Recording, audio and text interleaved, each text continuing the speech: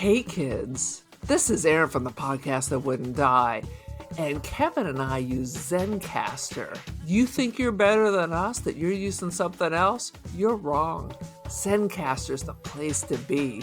Who are you to deny it? It's now super easy to record a podcast with Zencastr. Log in using your browser and start recording a high-quality podcast right away. Record studio-quality sound and up to 4K video with your guests. Go to zencastr.com/pricing and use our code DIEHARD and you'll get 30% off your first month of any Zencastr paid plan. We want you to have the same experiences we do for all our podcasting and content needs. It's time for you to share your story. Only a fool will give up a chance for a 30% discount.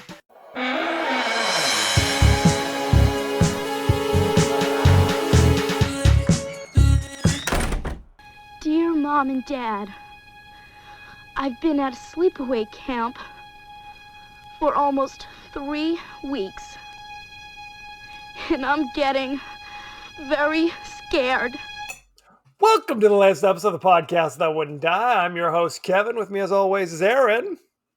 What you doing?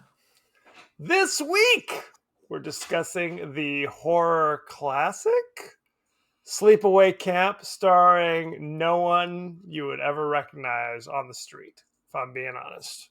It's true. So there's that. Although I did say James Earl Jones, his father, is in this. Robert Earl Jones. I immediately, as soon as I saw an Earl Jones, I was on the interweb figuring out which Earl Jones this would be. This was the father, and he's remarkable because he's the only African American character in the movie who probably disappears after the first 20 minutes. He's the only nice person in the whole movie, the only non-weirdo. I don't know. You say that. Honest to God, I mean, how could he be James Earl Jones' father when he appears to be the same age as James Earl Jones? Because this is the early 80s. Yes. You can't judge him by how James Earl Jones looks now. How old? When the was James Earl Jones born, for God's sake? The bigger question is, why do they have the same middle name? They decided it's too good to waste. Let's keep it going. It's too good to waste. Too good to waste. And you said he's the most non-creepy character. I beg to differ. Because when the creepy cook is going on and on about his pedophilia, the guy just kind of laughs. Oh, yeah, you say crazy stuff. Moving on. James Earl Jones was born in 1931. So what's his father's name? Robert Earl Jones. People love this. Let's listen to some texting. Searching the web. 1910. Makes sense. Good heavens. Each week on the podcast that wouldn't die, we discuss guilty pleasures and forgotten classics of the horror and sci-fi genres with a comedic twist. Aaron, what's the latest? First of all, do you have your microphone in front of you? Is the first question I'm going to ask you. Yeah. There it is. Lay it on me. God. Proceed. I went to LA to go see Air at the Hollywood Bowl, and they were fucking amazing. Now, what do they sing? Did you ever see The Virgin Suicide? No. Sofia Coppola? I'm familiar that the film exists, but I know nothing about it. Well, don't worry, because as soon as I get off the phone here, I'll start texting you all my bad videos that I took. It's beautiful, melodic trip hop, I believe. So it's not Air Supply, is what you're saying. No, so much better. I love me some Air Supply, though. I'm going to tell you. I love Air Supply. The first time I saw them at the county fair. Yep. The second time they came to town, they sounded like shit, and there were too many the same goddamn boring stories about how they met in Australia doing Jesus Christ Superstar. They're like, we're so good, let's take this shit on the road. And they've all been divorced 50 times because they're trolls. And it was only because they were talented that they were getting any action anyway. Isn't the little guy gay? No, he's been divorced like 50 times. Because he's gay? No. I don't know. Maybe I just assumed. His voice is so high, I figured it must be a little gay. Is that I don't even know what the right term is, so I'm just going to call you a racist. A homophobe. Homophobe is what you're looking for. It doesn't roll off the tongue like racist. So anyway, to continue my story, I'm staying at the haunted Roosevelt Hotel because it's right down the hill from the bowl, having my breakfast, and who the is sitting behind me but the fucking band. I see lovely looking people whispering sweet French to each other, and I didn't think anything about it till like a dude that was like 48 and his wife came in to go get free coffee because we were staying at the hotel, and they're like, no, not after 9. And the husband whips his head around and was like, ran right up to the table, fanboying so hard. His wife keeps tapping him to try to move him away while she is slowly backing out because they're like, oh my God, you guys were brilliant. We're going to go see you in San Francisco. Then I just got tickets for Red Rocks. I mean, they're just going to fucking follow him to the end of time. Meanwhile, wife is slowly slipping out the door. Signing the divorce papers. Yes, and they were so fucking polite. I had the surliest waitress. They're like, they had to go to the counter. Could I please have some water? And she ignores them. Ma'am, can I please have some water? And one of the guys tries to leave. He's like, I'm leaving. Thank you very much. And she ignores him. Thank you. Have a good day. And then finally she's like, oh, yeah, you too. So she wasn't ignoring him. She was just in her own little world. Is that possible? There was nobody there. She was literally sitting in front of me, and I had to like beg for coffee. Meanwhile, so she's a bad waitress. She was a fucking bad. It's like, let me tell you a little something about diners. This was a diner. It's the breakfast restaurant at the Roosevelt. Diners, known in America for being fast, friendly, and good, right? Sometimes. No. I had not friendly, as I've just described.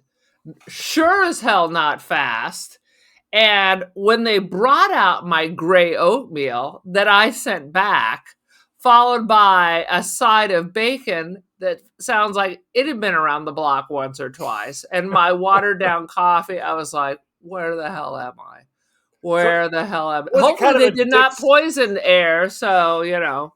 Who's to say? Poor was it like French people. Dick's Last Resort where they're trying to be rude and that's part of the kitsch? Is that possible? No. That was not part of the kitsch. So this is a 1-star review. This is the 1-star review for the Haunted Roosevelt. Also, I was irritated because they told me I couldn't take pictures with my Polaroid inside the hotel, only with my phone. Because of the flash or what? No. Can't just take being pictures. dicks? Just being dicks. That's Dick's Last Resort, being a dick. You're telling me. So overall, you had a good experience, though, with the trip, at least. Oh yeah, I stayed at the Roosevelt because there's a shuttle right across the street for the bowl, so you can just ride the shuttle up back and forth, and it takes you all. I don't know if you've ever been to the Hollywood Bowl, but it's up on top of a hill and down in a canyon. So the shuttle takes you all the way up to the top, and you have your own entrance. Your own shit. That alone is worth it. Walked right in. Yeah. Nice. And it's waiting for you at the end. I bounced in during the encore and boom, first tram home. Why did you bounce during the encore? Because this is my thing. All these motherfuckers are going to leave at the same time. So you're a SoCal kind of fan. You're like, I'm leaving at halftime. I'm out. I don't know when this thing's going to be over. Well, so I was like, no, I got to beat all these people down the stairs and run across. It was a slow leave. Like I walked down the stairs. Then I stood there for a while till someone complained I was blocking their view. Then I moved 3 feet. And I slowly worked my way out, stopping until security's like, you're going to have to keep moving. That's Good. not peaceful and chill like Air. At all. At all. Why Yes. don't we shift some gears here, Aaron?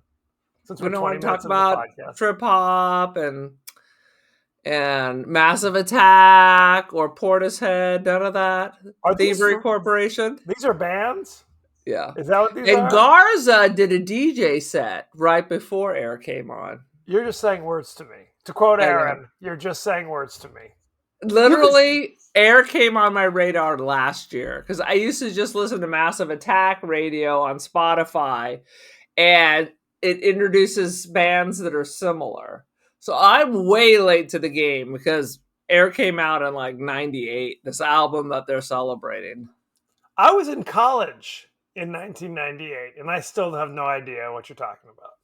So I will, as I promised I would. I'll be sending you snippets because I don't want to record the whole fucking song No. at a concert. I get like 10 seconds because I'm not going to go back and look at this because I can go. I was just on TikTok looking at people's better videos of the thing. Fair. So I just buy them to post on my Instagram and to send to you nutballs, the family, going, you should have come with me. I'm very sophisticated, and you all should broaden your horizon. So these are just teasers. So I'll be sending you snippets, and you'll be like, I've heard that before. Well, and I always say, it's like my horizons are very narrow. Even when I was in college in the mid to late 90s, I was still rocking out to like 80s pop, where people like throwing things at me. Yeah. I'm still rocking to it right now. Hell At yes. work, this kind of trip hop atmospheric music is perfect. The kids don't know it. They're not distracted. The room's not quiet. And it just kind of, it's limited vocals. It's like super chill. So I just have it on a constant stream on my Spotify. Beauty. My last day of school last year, I literally went on YouTube and it was just yacht rock mix. And I just blasted them yacht rock all the way. Like, kids are like looking at each other like, what the hell is this? So now they know how I During roll. finals, I busted out some amusing classics. We're going to pop some tags. I busted out What Does the Fox Say, Baby Shark, and Puddle's Pity Party. Are you trying to punish them? Is that the goal now? And I laugh and I laugh and I laugh. They're like, Miss. Anyway, to give us your 30-second synopsis of Sleepaway Camp. Sleepaway Camp, I swear to you, starts off like a John Waters film. And I was like, all right, all right, all right. And then there's this whole middle part. And then there's the end. The end is so strange because that expression she makes at the end, I'm like, she reminds me of somebody, but I can't figure out who. This was somebody from my past. But I was like, why is she frozen? And the whole premise seems beyond the beyond. It makes no goddamn mother effing sense. We're going to talk about this. 90% of my comments are from the first 15 minutes. And then I stopped taking notes. This movie, because I have to say, I remember seeing the boxes, because there were 3 Sleepaway Camp movies in the 80s. And I remember seeing the boxes at the warehouse or the Blockbuster Video, and I would never grab them. I would always walk on by. Like, I don't remember these ever being in theaters. They may have been in theaters. I have no recollection of them ever being in theaters. For the midnight showing, maybe. Maybe. I'm convinced they were because of the time, because it was like 80, 81, 86, 88. So this was still the time when you kind of had to put it in theaters. But I had never seen them, and they left no indelible mark in my brain. No. Now, when I was doing the B Movie Club, I'd set out feelers, and say, hey, what movie should I do? What movie should I do? And a girl I went to high school with said, have you done Sleepaway Camp yet? And I was just like, what the hell? I mean, no, I don't even know what that is. These are just words you're speaking to me. But I saw it, and it's become a cult, it was already a cult phenomenon, but I became aware of it being a cult phenomenon about this time. And believe it or not, I now own Sleepaway Camp. It's now part of my digital collection. I mean, fair. I mean, it starts off strong. I just wish they carried that all the way through. It's so bizarre, and the end is so bizarre, but the middle is so run of the mill. But no, this movie is basically a cult classic. It's like people talk about it. It is. They did it on Joe Bob. The lady who plays Angela in the movie, she's like 55 now, and she's on Joe Bob all the time. Like she'll show, even if it's not her movie, they bring her in. Does she have all her teeth? She she was the cutest little girl in this movie. What are you talking about? Angela. The girl at the end. Yes, the little girl throughout the entire thing. What are you talking about? She was not cute at any point. She was weird and creepy, prepubescent. She was a cute. They chose her because she was cute and innocent looking.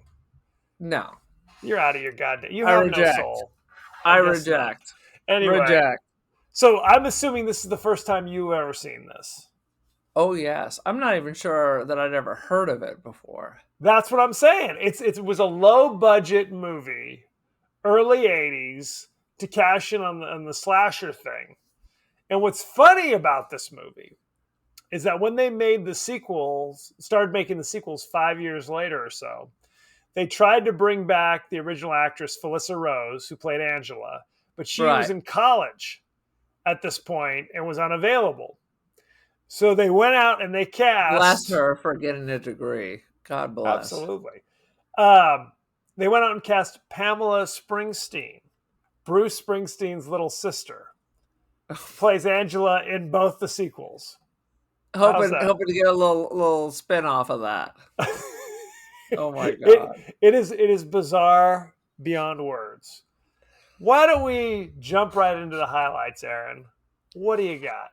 As I said, this show starts off as if it is a John Waters situation. 100%.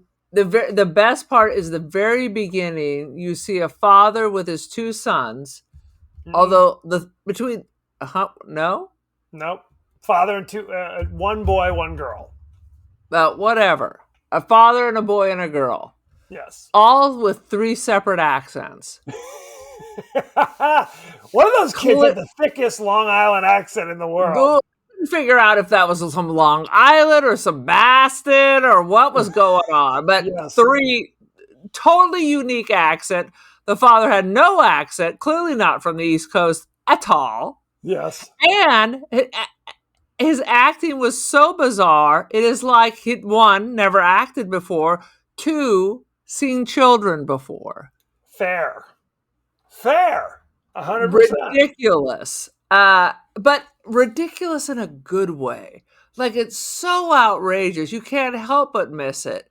Meanwhile, on the greater part of the lake, you see some people water skiing. La la la. Why face forward when you're driving the boat when you can look backwards the whole time? No question. Isn't there supposed to be someone in the back with a flag in case a water skier goes down? Yeah, apparently that wasn't a thing then either.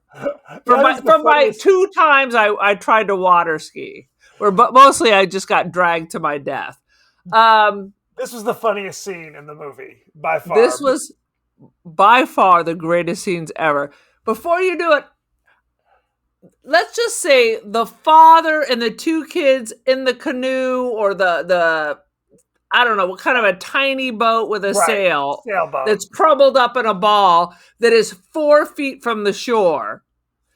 Correct. How the speedboat is headed directly for them and manages to fly over it, not be anywhere near the shore, and be back in the middle of the lake. Yes. How that happens, and I laughed out loud. It was so effing ridiculous. I was like, this movie's going to be a masterpiece. Oh, it's a goddamn masterpiece. The only one who notices that they're driving literally directly at the shore is the water skier in the back going, "There are people in the way!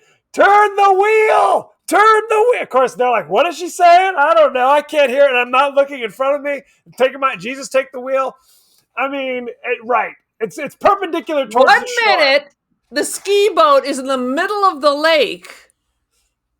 The little boat with the family is 4 feet from the shore. Correct. There is no way that ski boat was going to fly over that and still be in the middle of the lake. That would have been 6 feet onto the grass on the shore. Correct. They all would have died. Everybody dead, including the skier who still continues to ski. And I like the fact that we can clearly hear what the skier can say, but they can't. Correct. It was great. It was great. And I laughed so hard. I was like, what's funny about this scene and the reveals over the course of this movie about what happened back then, it really is irrelevant. The accident's irrelevant. The reveal that their dad is gay and has a relationship with the guy on the shore, totally irrelevant. Did I step away? How did I not even pick that up? You didn't. There was a flashback where they revealed the two guys in bed, the father. I remember seeing that. I just didn't realize that was the father. Yes, I just literally thought it was more strangeness. You thought it was an unmotivated gay sex scene in the middle of the movie, but with strangers that we've never met. It was the 80s. It's about time. It can't all just be, I'm sticking my dick in a glory hole, thank you, Porkies, or just like 80s tits flying all around. Just be that, is what we're saying. But, so that's irrelevant. Because when the final reveal about what's going on with Angela. So, after the carnage is dead, you see the father's dead floating face down in the water. You see, another child floating by, and then you see a torn up life preserver, presumably. Right. And some bubbles coming up. Right. What bubbles those might be, I don't know. Farts? Gases from the creature of the Black Lagoon? The Shape of Water? What is that? It is absolutely the Shape of Water. So, however many years later, now Angela, who survived the boating accident, lives with her aunt, who is given an A+ performance as the crazy aunt. Dude, I was waiting for Divine to make an appearance. This one I was like, okay, this is a John Water is clearly directing this as with a pseudonym. Yes. Because this lady is my hero. She is so over the top. I wish I could be this person. I mean, I guess they're establishing that she's nuts, right? Because her performance is so over the top. And honestly, her son, Ricky, is playing it very normal. He's just like, yeah, my mom's kind of crazy. I mean, and believable. He's a believable child actor. He's probably, 13 or something? He was fine. Up against this woman who is chewing the craziest scenery. Right? She is. Oh my God. It is beyond the beyond. It reminds me of, the wife from The People Under the Stairs. Yes. Very much so. 100%. 100%. Another amazing performance. Chef's kiss. Now, the thing about it is that it's only in retrospect, when everything's revealed at the end of the movie, that this performance makes any sense. Right. Because it's establishing she's crazy. But they don't, one thing that's kind of a little bit of a foreshadowing is the two kids, it's Ricky and her cousin Angela, are about to go off to camp. And the mom's like, here are the doctor's notes for your physicals. You need to turn them in, but don't tell them where you got them. Essentially. Just kind of a throwaway line. Right. Which we're now, of course, it all makes sense. Now it all makes sense. So I'm going to jump all the way to the end. The grand reveal. The grand reveal, spoiler alert. This is, and people call this the most shocking twist ending since Psycho. Okay? I love it. And the most ridiculous part of it is you have to hear the narration to actually even understand what you're looking at. Correct. So, okay, over the course of the movie, and then we'll go in more detail about this, there's a series of murders that are occurring over this. And it's like, who's the murderer? Who could it be? Meanwhile, it's a fucking adult man, because those are the adult man hands that you see. Hang on a second. Sorry.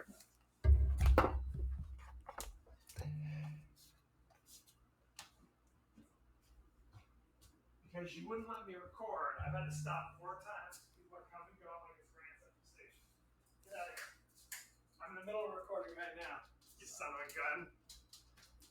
I'm not going to interrupt you yet. You're interrupting me right now. Well, I'm not going to interrupt you yet. Well, hurry up. Because there's a video component, you crazy bastard. You son of a... He said, don't record in my room, Dad. Don't record in my room. So I come down here, and then Caleb says hello, by the way. Hello, Caleb. And Aaron says hello. But we're not cutting any of this, so he better understand it's all that. part of the thing. What were you saying, Aaron? Start from scratch, please. I said, we have the reveal, but for God's sake, every time someone's getting murdered, clearly it's an adult man's hand who's pushing the pedophile into the boiling pot of corn. Whoever the murderer is that you see messing with people, it is a hairy adult arm doing the work. Well, it's funny because there's definitely occasions when the murders occur where somebody's being overpowered, right? It's like somebody bigger and stronger than Angela is being overpowered. But, okay. So the reveal later in the movie, they're like coming around the corner because now people know there's a killer. So like, we got to, rescue the kids and we got to find who the killer is. When they find out who the killer is, before they show it, they do this flashback where they establish one of the kids survived the boating accident and promptly went and moved in with Aunt Martha or whatever her name was, who's a doctor. Right. And basically, because she's nuts, she already had a son, Ricky, but she'd always wanted a daughter because her husband left her, so she wasn't able to have any more children, but she always wanted a daughter. So the one child that survived was a boy that she forced to live as a girl all those years, and that's Angela. And how many are all those years, by the by? I think they said, I don't remember. It was like 8 years, maybe 5 years. It was something like that. I don't remember. She's young. She's like 13 or something. So how old was she in the boating accident? I don't know. 5. I mean, how old do you think they were? Like 6 or 7? Yeah, maybe. So maybe 5 years. Maybe 5 or they say it when they cut to so many years later. I just don't remember what the number was, but it wasn't like 10 years. It wasn't 15 years later. You know what I mean? So that's the reveal. So that Angela stands up on the beach, bone naked, to reveal Dingle Dangle Dingle. But there is no dingle dangle. There's a dark shadow and somebody has not. Shit, I didn't see it. Were you even watching? Did you pick up your phone? Dude, I would have noticed. So I wonder what did John Holmes or somebody? It was like a normal. It was a cold night. Was the turtle in the shell or out of the shell? There was enough to reveal that it was a Dingle Dangle Dingle. But what's funny, we could talk about this more, is that literally on the close-ups, it's the girl Felissa Rose. On the distant shots, it was somebody. They basically it was a dude with a mask. It was a dude with a mask. Who's now like a whole different body.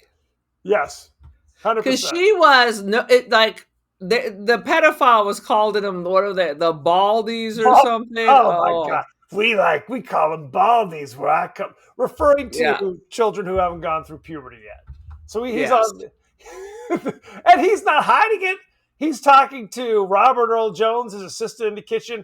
Not to mention, there's like 3 other dudes in the back who all just kind of laugh. Yeah, he's a pedophile. In the first 5 minutes, he's trying to rape a camper in the walk-in with the whole kitchen crew there. He is. He's not even being subtle about it. That's the crazy. We'll hit that. So here's what's crazy about all this shit is that Angela has lived with Ricky and Aunt Martha since the accident, presumably, right?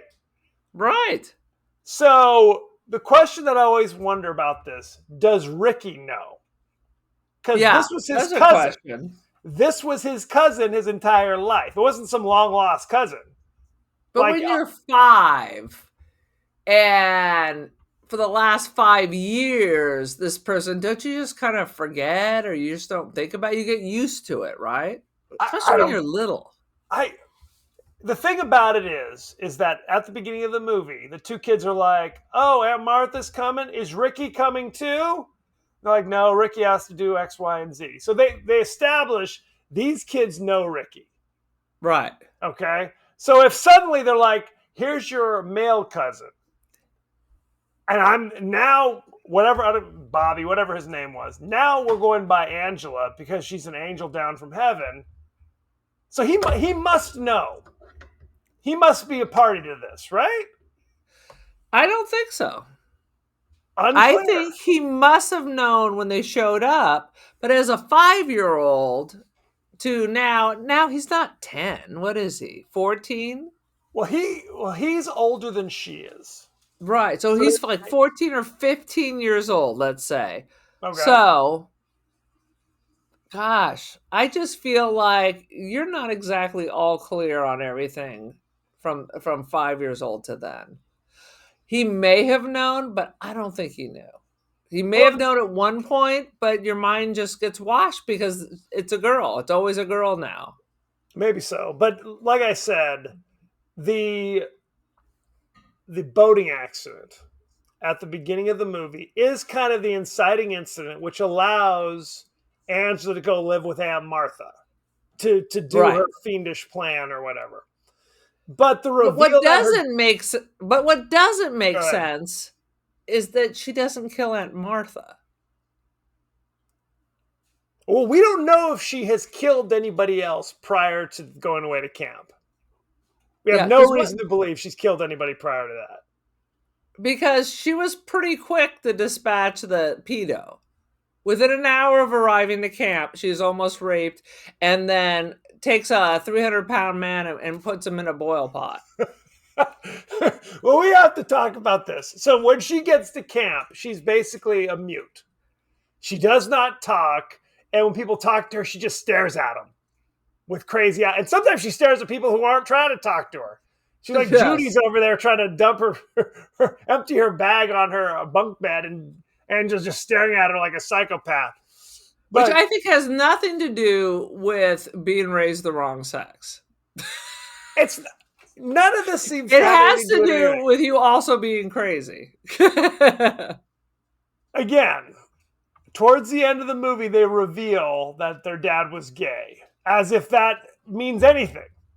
No, it's seemingly. I mean, it's like are they suggesting that because the dad was gay, then that there's some correlation or causation with why this makes sexual no sense. Transformation occurs? No, makes no sense. No, has nothing to do with it. It's more like kind of FYI. Right. You know our dad who has a different accent than us and who acts like he's never seen us before. Correct. He also just happens to be gay. He just happens. It's an oh, by the way, 100%. So when it was like, in case I didn't mention it, by the way, it's like when somebody tells a joke and they forget some important information for the punchline. Oh yeah, hang on a second. It was actually this way. Same difference. Now, when she gets to camp, because of her mutism, basically everybody wants to bully her. Temporary mutism. Selective mutism. Oh, it's very selective. It's very selective because basically people are like, answer me, damn it. They're like, what? Meg, the camp counselor, is about to murder her. Will you look? Answer me when I talk to you, damn it. And she almost gets And then his name goes on the list. 100%. It's one after another. But the thing about it is Angela is with the girls in the girls' cabin. Ricky's with the boys in the boys' cabin. And Ricky is established as basically having a hair trigger, crazy, violent temper. When shit goes wrong, he's immediately like, I'm going to kill you, suckers. Right? He's just like, so much so that the head count, like the guy who runs the place is like, what the hell is happening? And like tries to like, quite frankly, that's the guy who seems to have the hair trigger. Well, that's the thing. Because basically, over the course of the movie, what happens is Angela will get picked on. Somebody will do something. Somebody will say something. Ricky will fly off the handle into like a murderous rage. And then not murder. Well, that's the reveal. He seems like, he literally is like, I'm going to kill you guys. And then that person would end up dead in a variety of ways. Like he's fighting with somebody, next scene that person's dead. So the guy... It was a popular phrase in the 80s. It's still quite popular, actually. But Mel, who runs the camp, is starting to put two and two together. He's like, am I boring you? What is happening? Oh, you're coughing. Did you mute yourself? Yes. That's the right way. I'm sorry. I should not have mocked you. It looked like you were yawning. You're like, or throwing up. I was vomiting from your comments. He puts two and two together and thinks that Ricky is the murderer all along. Because over the course of this, Mel is very So much... you call the fucking police. You don't try to beat up a 10 or 15-year-old. Who the hell knows how old this fucking kid is? Typically not. I would give you that.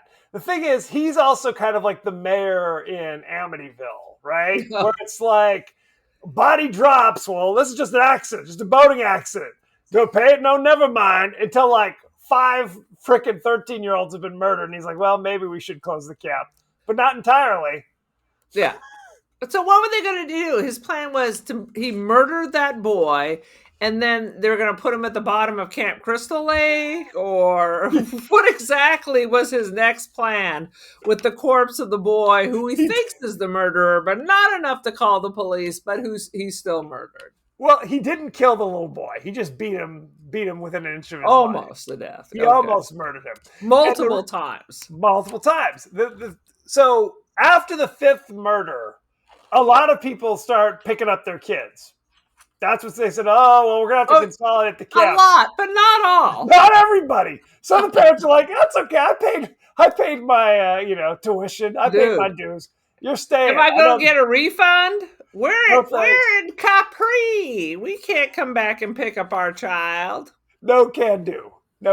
So Mel was particularly murderous because he feels his camp is being destroyed by these murder. Like it's a personal, like somebody's murdering these people to ruin the camp. That's how he's taking it, not for some other homicidal reasons. But what sends him over the edge is he was supposed to have a date that night with a girl who looked like she was 15. She was like a 15-year-old camp counselor. And she was thrilled. I got the night off. Remember you said you'd have me? We could have dinner. That was so It was freaking ridiculous. We're talking about the girl who had the ponytail bigger than her body and she looked like she had scoliosis. There were two primary female bullies.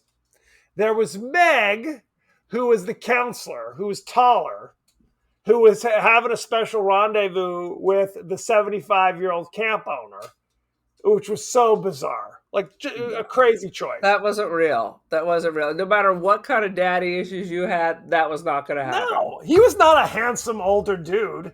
He was he was not a silver fox. Someone said he looked like Milton Berle or somebody, right? It's not like Milton Berle was hung like a horse, so at least he had that going for him. Fair. Judy is the other bully. She's not a counselor, but one of the campers. But as we've said, whenever we've talked about camping movies, it's hard to tell who's a camper and who's a counselor because they all look like they all seem the same age. Yeah, they do. So she is the one. She's arguably the primary bully on Angela, right? because she's like, at one point, Angela like strikes up a relationship with Paul because Paul was nice to her and spoke to her and literally was just talking at her. Well, let me tell you about this, that, and the other. He was totally fine that she didn't respond.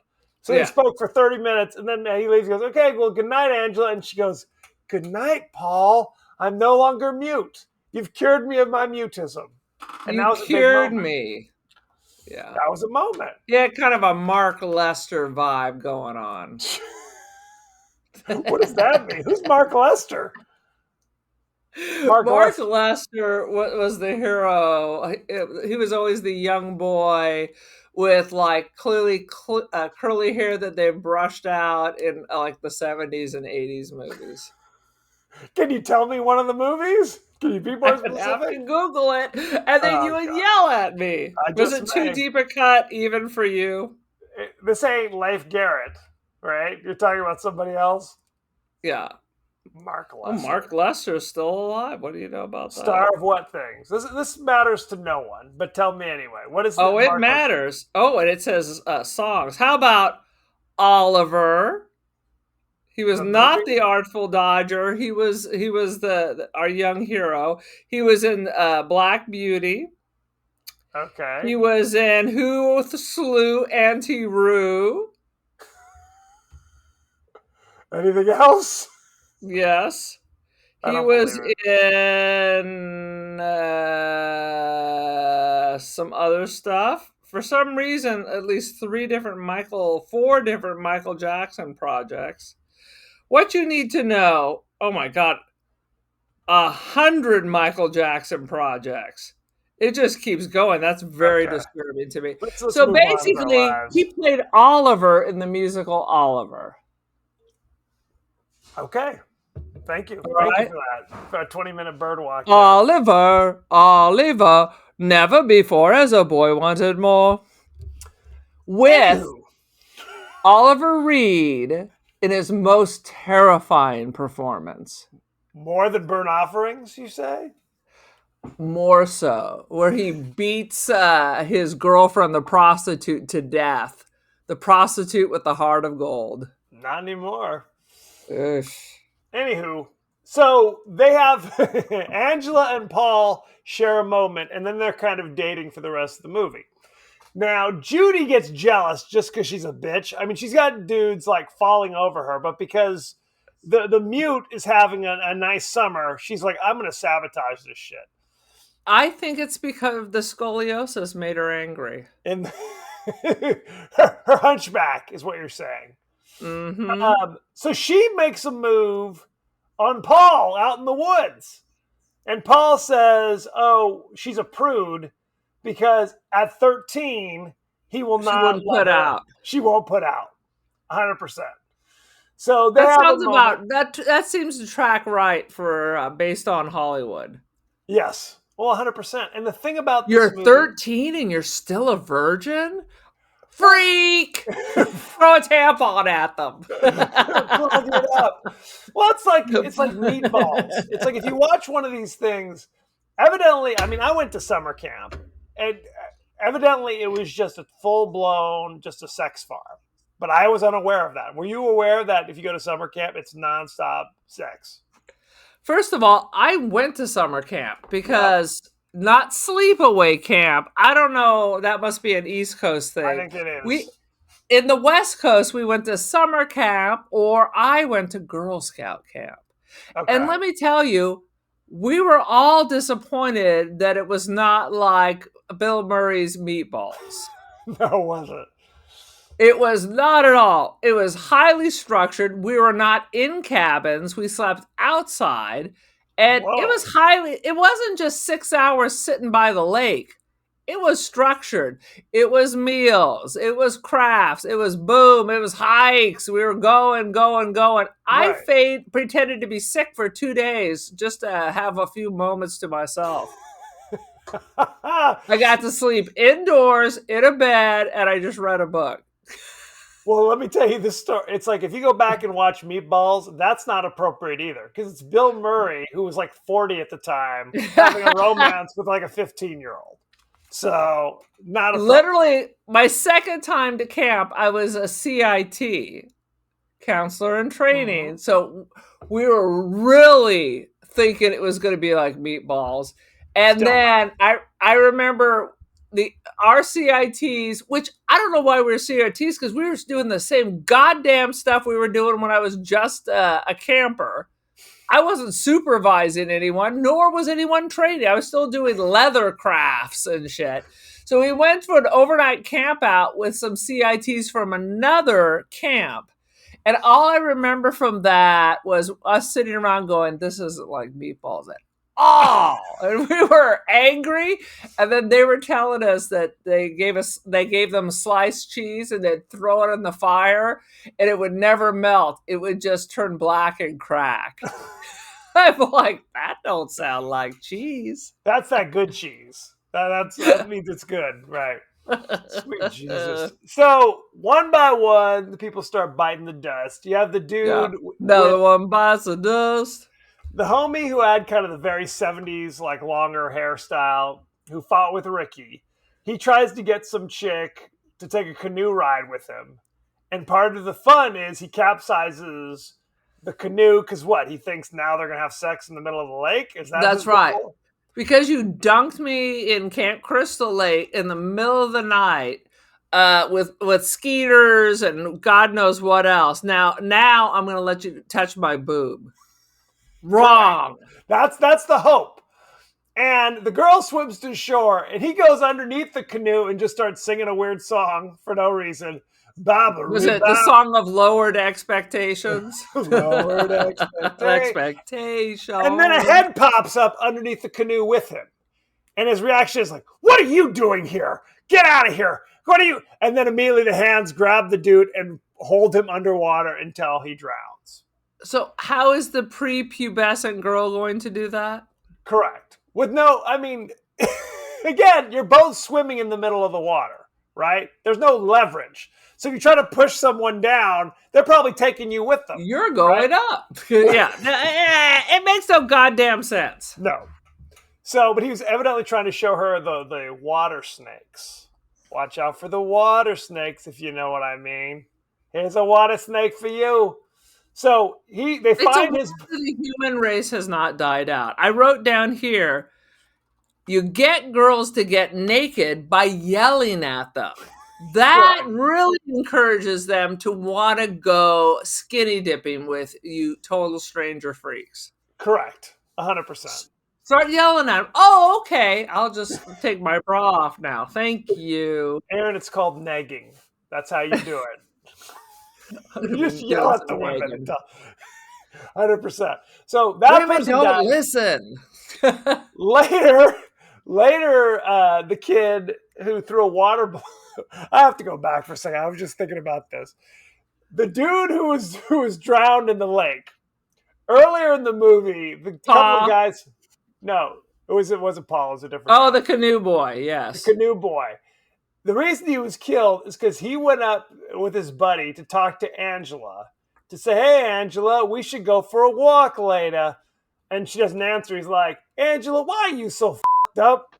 That was funny. Actually. I started laughing, and that caused a brawl. Like it was basically a bench clearing brawl. Boy, I'm gonna kill you! Don't talk to my cousin. That was pretty good. But it's the same thing. Yes. Hey, let's go out in the woods so I can try to rape you. Yes. But since you don't respond, then you must be retarded. 100%. Later, Angela's hitting the head with rape a lot. Can't rape a lot. Angela's hitting the head with a water balloon, which causes Ricky to go into a psychotic rage. And the dude who threw the water balloon says, he gets back to his cabin. He's like, I got to take a wicked shit. This is so stupid. Goes into the bathroom. And he's in there doing his biz. And somebody takes a huge knife, cuts through the screen behind the turlet. Yes. A hornet's nest or some shit into It took me a minute. I'm like, is he trying to pass a sunflower through there? I was like, what the hell is happening? Is he hungry? Is he going to eat the seeds off the dried sunflower? Oh, Jesus Christ. Throws it in there, but he can't escape because she put like a broom handle or some shit in there. So he can't escape, and he's killed by the bees. Not the bees! The bees. So he's dead. Again, Mel all this time is like, these are just a series of accidents. They're accidents, damn it. Don't look any closer. I mean, later, Meg is going to meet up with Mel for their secret rendezvous, but she gets stabbed in the back with the knife going through the wall of the shower. Again, by supposedly we learn by a child whose arm is as big as your middle finger. No, Angela looks like she's about 5'1", 70 pounds, basically, and she's murdering people. Again, we don't know it's her because with her big hairy arms. Right, she should be a longshoreman or something with those arms. Yeah. So we don't know who the killer is. You just see the hand or the hornet's nest or whatever the hell it is. They're dropping like flies. And I tell you, Kevin, please, there was more than one person doing the hands, because sometimes the hand would look one way, and another hand you'd see some hairy knuckle come through. Correct. We talked about this briefly. She basically isn't eating. So the kindly weightlifting head counselor who just looked crazy. He was so buff. Go ahead. Yeah, he looks so out of place at this child's camp because he is what? He's doing what? It was very, very bizarre. Dave Bautista is your camp counselor for the 13-year-old girls. Right. He's wearing his like camp uniform, but with the sleeves cut off and the shortest shorts. Athletic shorts ever. You see like all the way up his leg, his well-muscled legs, but he's the nice one. He's a nice counselor, and he's like, Angela, why don't we go to the kitchen? Maybe we can find something in there you'd like to eat. Leads her in there, and I got a spicy sausage for you, baby. There's the creepy cook, of course, with like Dennis Franz like shirt with like glop spilled all over it. He's like, oh, you want a treat? I'll give you a treat. And takes her to the pantry. And there's 5 frickin' guys in the kitchen making dinner. So he's 2 feet away as he's like attempting to rape a 13-year-old. It is the craziest shit. At the beginning of the show, you're jumping all over the place. We were halfway through the movie, and now you've circled back to the very beginning of the movie. I am. I'm going back. I realized I hadn't talked about the death of the frickin' cook.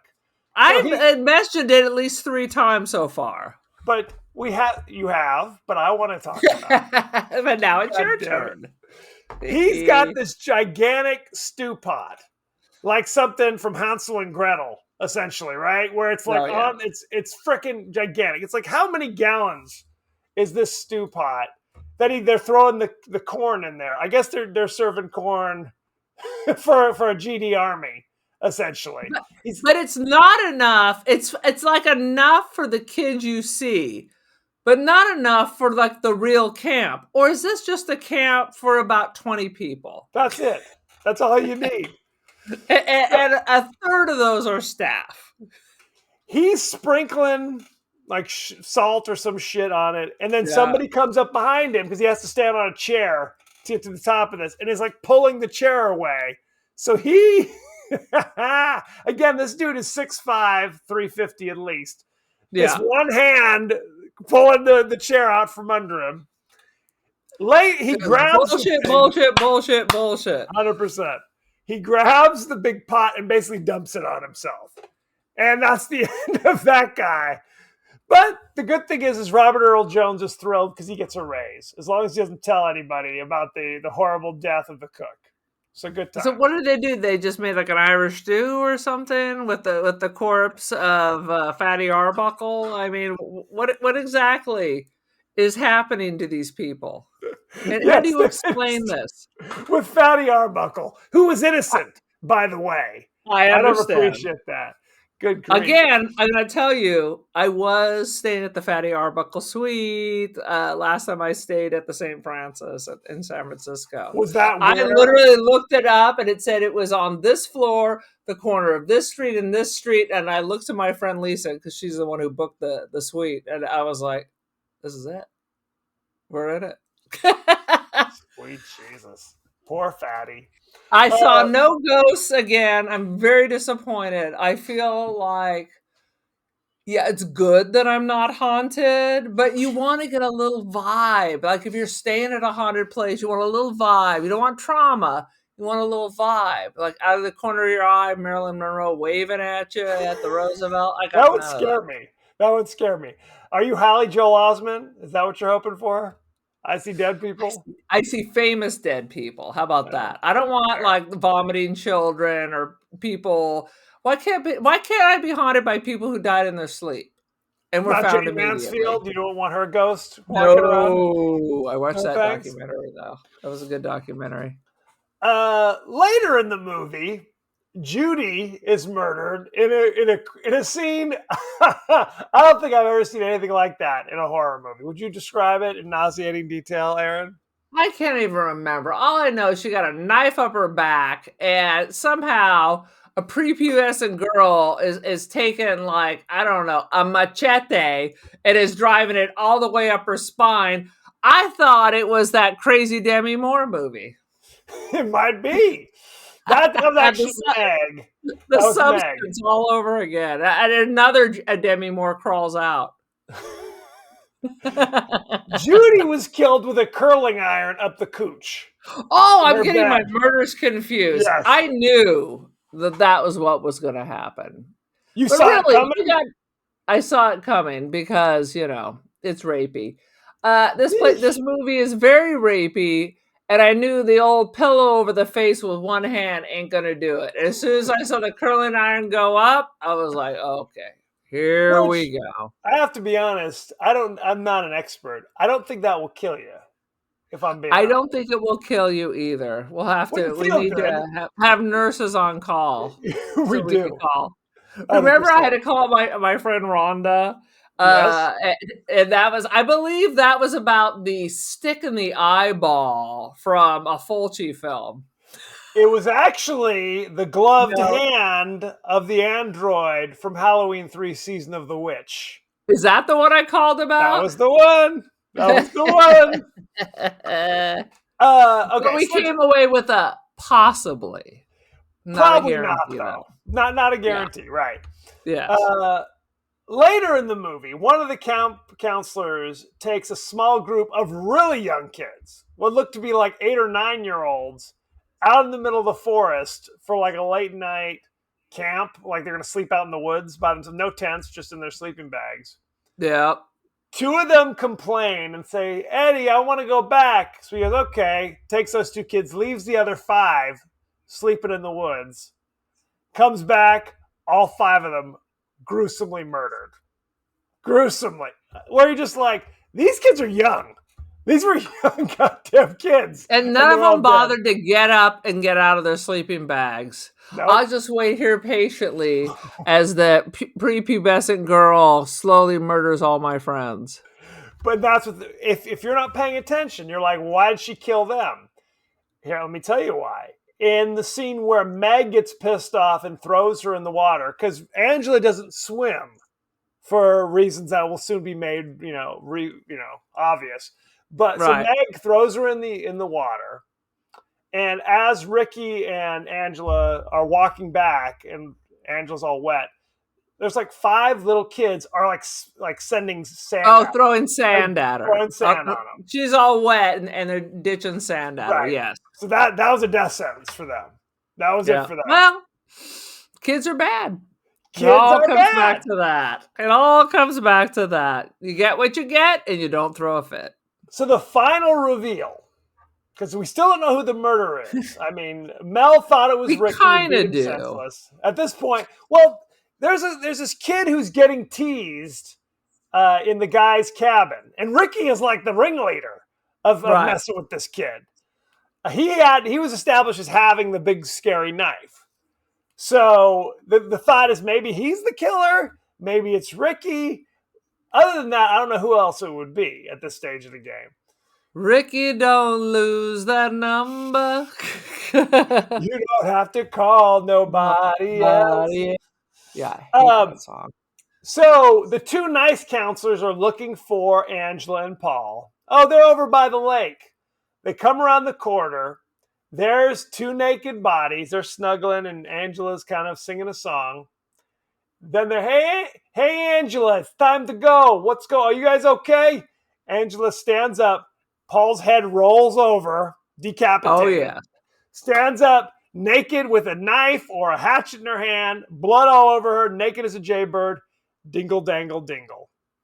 No! Am I going to have to go watch this shit again? I just saw the bottom half grayed out. I'm usually good at spotting a dangle, and I did not spot it. Well, and the funny thing is, I don't know if it's funny or upsetting, is the guy doesn't go, oh my God, Angela's the killer. What does he say? Are you even paying attention? I don't Angela, remember. oh my God, she's a boy. That was the more upsetting. He was more concerned about that than the fact that she was the killer.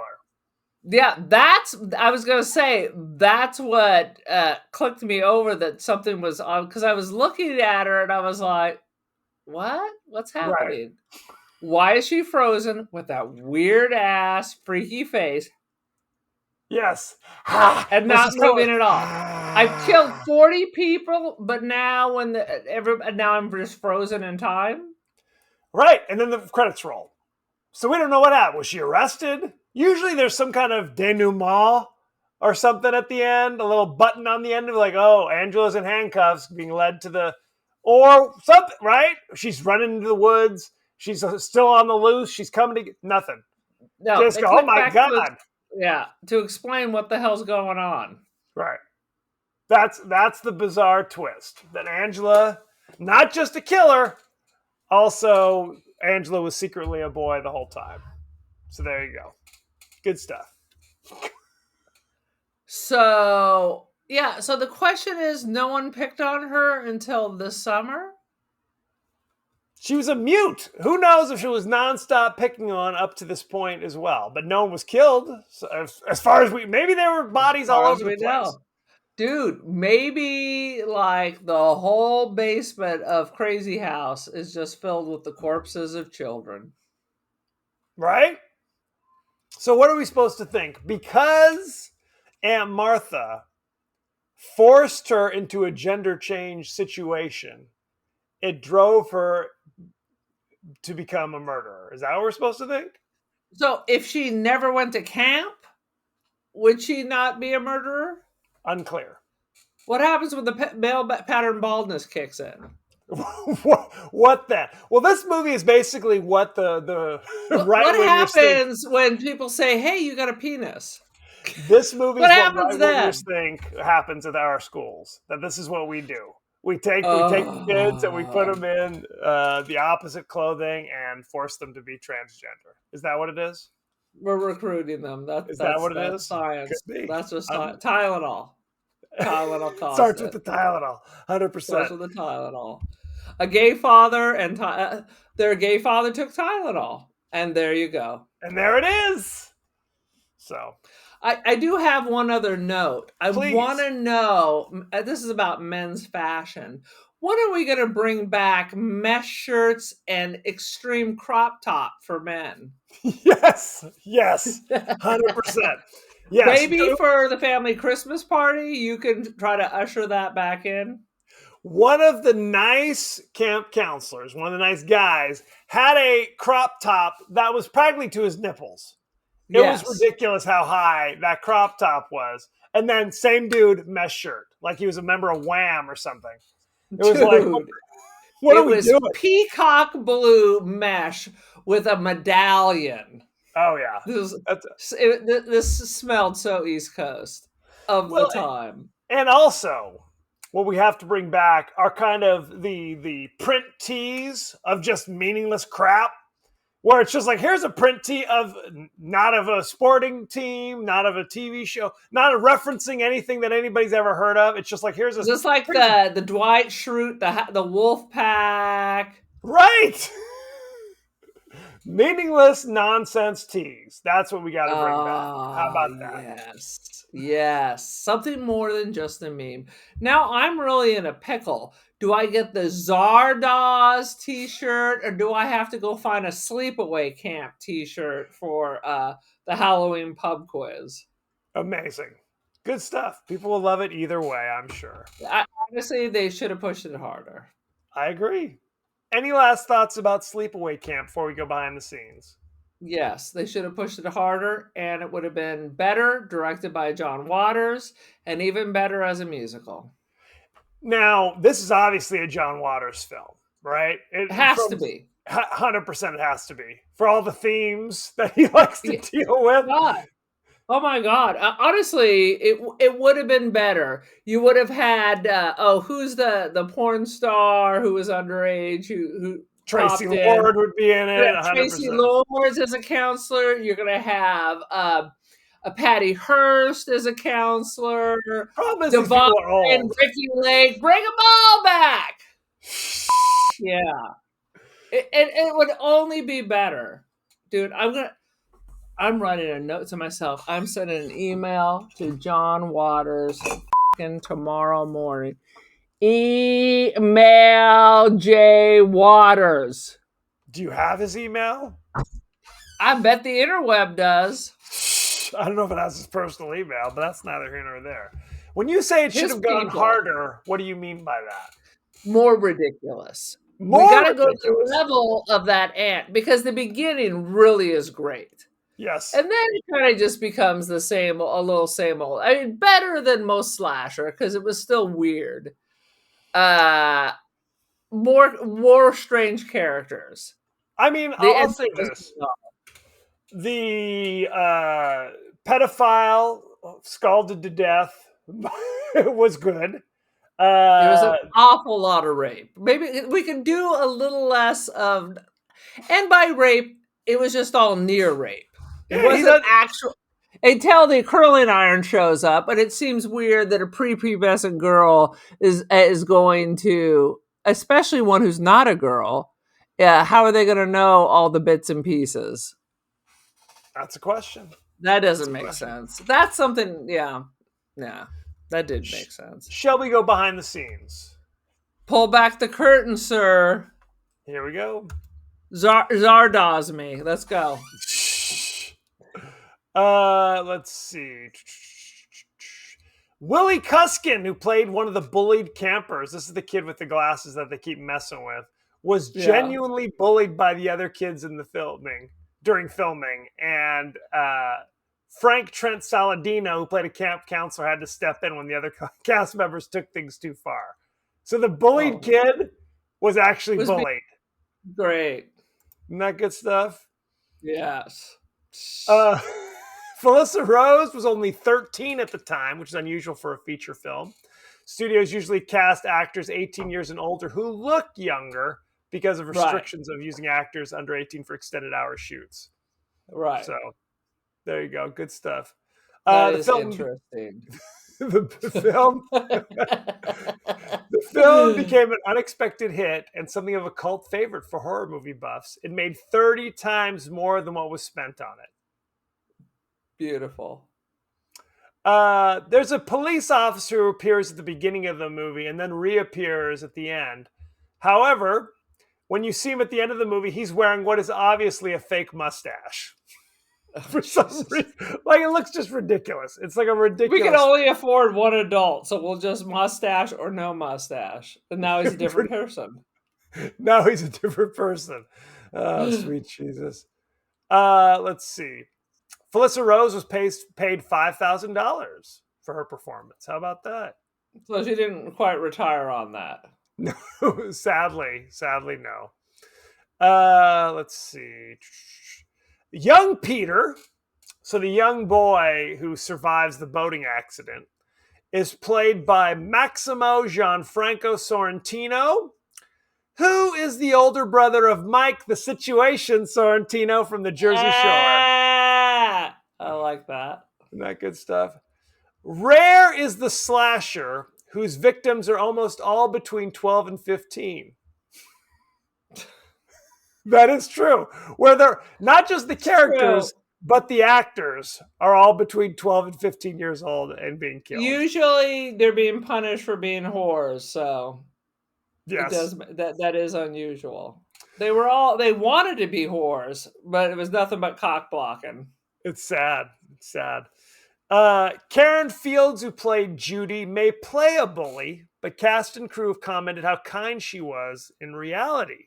And she That's actually the has girl with the scoliosis. she's and the with the big side hair. pony. With the side Yeah. pony. That weighed more than her whole body. She's kind, and it goes further to say she has a transgender son who loves this movie and encourages her to participate in fan conventions. And she even volunteers for the Trevor Project, a suicide prevention organization for LGBT plus youth. So there you go.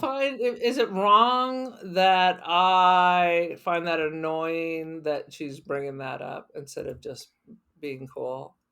I don't know if she's bringing it up. Maybe she is. Maybe she is bringing it up. I feel like, yeah. Well, you know what it is? It's like, I don't think I she like did people much. who donate silently. Fair. We didn't talk about this, but before the movie starts, there's a title card that says, "For Mom, a Doer." Okay. It's like, it's such a bizarre. He dedicated this movie, the writer director dedicated this movie for his mom, who is a doer. And I'm not sure I know what that even means. Maybe So, his mom is his father. I don't know. unclear. That's doing something. It's doing some That's something. doing. Let's look at the cast and crew, shall we? Let's go. I thought we just did. Did I miss No, that? we did not. Director writer Robert Hiltzik. You know him, don't you?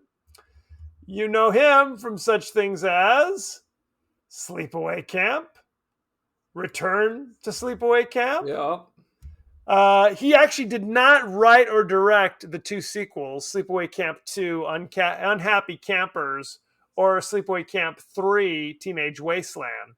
What's funny is the guy who did write those is Michael Hitchcock, who appears in all of those Mighty Wind or Best in Show movies, if you're paying attention.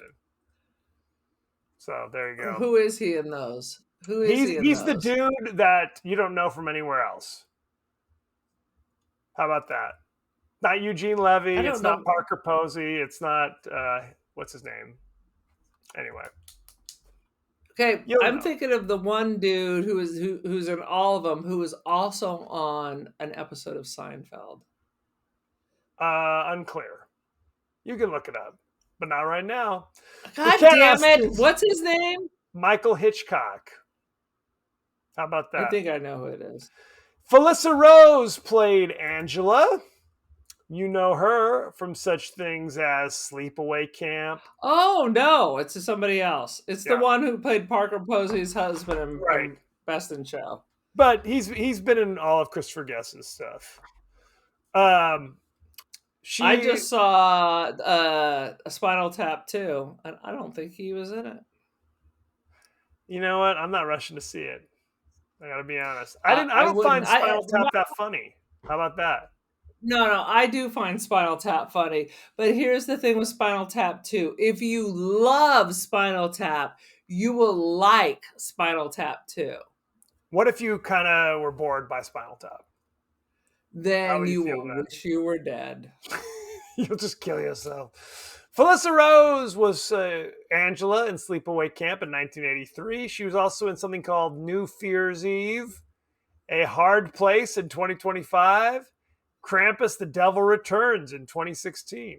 Krampus the Devil Returns. Krampus is not the devil. Unclear. I didn't write it. What do you want from me? He's one of Santa's helpers. Do you want to know about any of these other actors? Are there any other actors? They all just kind of Tell did me their more own about thing. what Mark Lester is doing. I really thought he was in a whole bunch of movies, but apparently he was not. I think You I was mean getting him Paul? confused with the guy from Willy Wonka because they both had like bizarre hair. Christopher Collette played Paul, the love interest. You know him from such things as Sleepaway Camp, The Manhattan Project in 1986. That's a real movie. No, Uh, I remember seeing that. he was in The Langoliers, the miniseries in I watched 1995. part of that. I did too. And he was in Prayer of the Roller Boys in 1990. I'm unfamiliar. Is that like Bubble Boys? Could be. Unclear. Anybody else you want to know about? No, How about nobody Robert did Earl shit. Jones? I'm going to do Robert Oh Earl Jones. yeah, do Robert Earl Jones. He played Old Ben, who worked in the kitchen. He was in The Sting in 1973, playing Luther Real, Coleman. That was a real movie. real movie. He was in Sleepaway Camp in 1983. He was in Witness with Harrison Ford in 1985, playing Custodian. Oh dear. And he was in Trading Places in 1983, playing Attendant. So he I was love in Trading stuff. Places when it first came out. He was in stuff, but he wasn't like, above the Yeah, title or anything. Why don't we go look at the reviews, shall we? let's do it.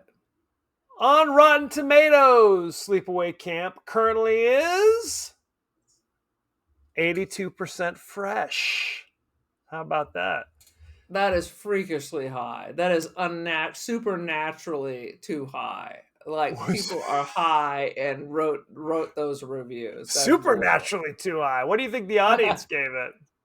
The audience gave it a 72. Well, you're not close. 61. I guess that's not too bad. I knew it was going down. It was Let's be going clear. down. Let's look at the top critics here. Nick Shager from Lessons of Darkness says, still the finest Sleepaway Camp, if only because of its memorable final shot. How I'm about that? still the finest of the trilogy. That's high praise. It's high praise. Score B. Ed Gonzalez from Slant Magazine says, evokes a period in time before Ritalin and common sense. 2 out of 4. I do like that one. Before Ritalin and common sense. Sweet Jesus. Let's talk to our resident movie critic. We've got AI Rex Reed. Sing to me, Rex. What does he have to say? Sleepaway Camp is a grubby slasher, so cheaply made it feels like summer camp funded by bake sales, but it earns its cult stripes with one of the most jaw-dropping twist endings since Psycho put taxidermy on the map. How about that? I don't think Rex was bringing it. I thought the actual human review was actually one of the better ones I've heard in a Before Ritalin while. and common sense? Before Ritalin and common sense made me laugh and laugh. Aaron, yeah. What is your review of Sleepaway Camp? Oh, God, it just starts off so strong. And the ending is so bizarre. But there is a problem in the middle. So because of that, I am going to get 3.25. You can't hide your dingle in those super short shorts. Fair. I'm going to give it a marginally higher. I'm going to say 3.75. 3.75. Ooh. So almost up there with The Shining, huh? It goes like this. Sleepaway Camp, and then there's a break, and then it's Shining. Usually you say Rosemary's Baby, and then there's Rosemary's Baby right there. How about that? No, it's not great, okay, but it has laughs. It has genuine laughs that pop up from time to time. Some of the kills are so ridiculous. The whole the reveal, if you don't know it's coming, you're just literally like, what am I looking at? What's happening here? And again, I think that's pretty much what I did. I'm like, why is she just frozen there with that weirdo look on her face? Well, because they didn't zoom right in on the crotch. Maybe they should have done that to make it Maybe very they should clear. have. I just saw like a shadow. Right. Maybe I was on Sinclair stations or something, and they just. It was like when I watched Babylon on the plane, and literally there were scenes where there were just circles of things not or that were in focus because they blurred almost the whole screen out. Correct. Sweet Jesus. Look, I think it's worth watching. It's by no means like top drawer classic, but I think it's worth checking out. If only for the final There are some scene. chuckles and some guffaws. 100%. 100%. So there you have it. Any last thoughts of Sleepaway Camp? No, but I just rewatched oh my god, what's the Stephen Buscemi Boardwalk Empire? Okay. It's just fucking amazing. It's just fucking amazing. He is amazing. Fair And enough. it's so the last season is so dark. I'll have to add it to my list. Dude. So, As Bobby Cannavale as a psychopath. What more do you want? I do like Bobby Cannavale. Yeah. So, thank you very much. Go to our pages across social media. We're on TikTok, Instagram. We're on Blue Skies. We're on Threads. You can also see us on YouTube, perhaps this very moment. You can also probably email not because you're listening to this. Maybe you're multitasking. Yeah. So you could also email us the podcast that wouldn't die at Gmail. We're on Apple Podcasts, Spotify, anywhere the finer podcasts are available. So don't forget to like, share, rate, and review. Won't you? Won't you please? Aaron, what is your social media situation? I got a lot of media. I am the cult of Aaron. Join the cult. And Aaron is going to have some artwork featured on Analog Forever magazine. Woohoo! Right at my doorstep one of these days. Where can people find that? Online, apparently. Their newsstand? It's like a $40 magazine, so you really need to like analog photography. Fair enough. We'll check that good stuff kick the bucks. So, as we like to do, we like to share our friends and family's thoughts and feelings across the social media landscape. Aaron, what are they saying? This is regards to Pumpkinhead, the classic. People are crawling out of the woodwork to talk about this. Eric Duncan 786 commented 100%, 100%, 100%, 100%, 100%. Horror archaeologist commented great monster, great movie. Joe commented, yes, love this movie, the atmosphere, the blue and orange lighting, the creature effects, chef's kiss emoji. Actually, it says chef's kiss, but he gave the Italian thing, which is not chef's kiss. It's that's like the what the hell. Mamma mia. Grandmaster Smash commented, one of my favorites.